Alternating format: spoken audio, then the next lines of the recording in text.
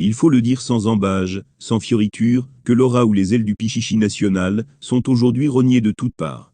Lui à l'image de l'albatros de Charles Baudelaire dans son poème éponyme, venu des sphères très éthérées du football mondial, se trouve échoué au milieu des huées des gestionnaires du football national. On voit bien qu'il est tombé de très haut, lui le prince des nuées, par la dimension dont son image naguère si étoilée enviée, est aujourd'hui brocardée à outrance, et sans vergogne sur la place publique. À force de dénigrer au propre, comme au figuré, son action à la tête de la FECAFOOT, il passe aux yeux de beaucoup au sein de l'opinion, comme un grand veule, qui enterre proprement le prestige du football national.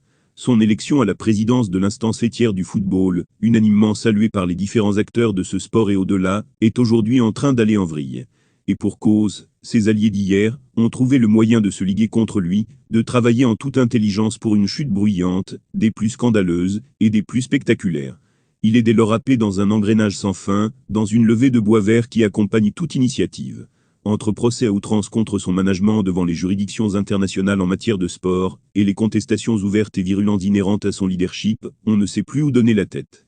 On peut à tout au moins soulever quelques interrogations dans la perspective de débrouiller un, tant soit peu ce retournement de situation.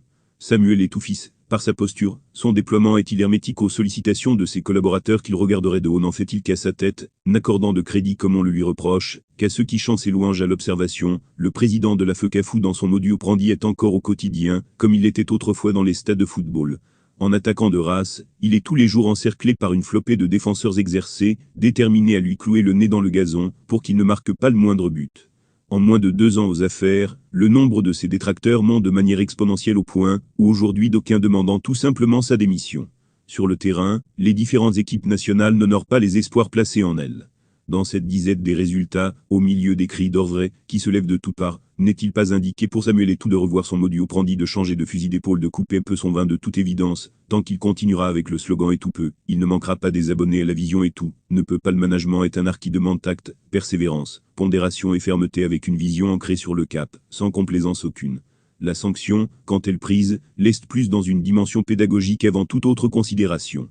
On est arrivé à la certitude qu'aujourd'hui, en dehors d'un appel à une sorte d'état généraux du football, il est difficile d'envisager quelques solutions pour rétablir dans sa prestance le leadership de la star barcelonaise.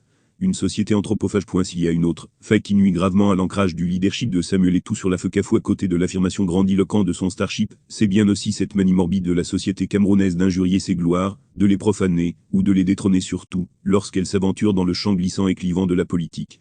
Eto'o, parce qu'il a donné sa caution au pouvoir à l'élection présidentielle de 2018, a visiblement entamé son prestige aux yeux de beaucoup, pas naïvement comme on pourrait le croire seulement au sein de l'opposition, mais de manière étonnante et transversale. Ses adversaires se recrutent davantage au sein du pouvoir.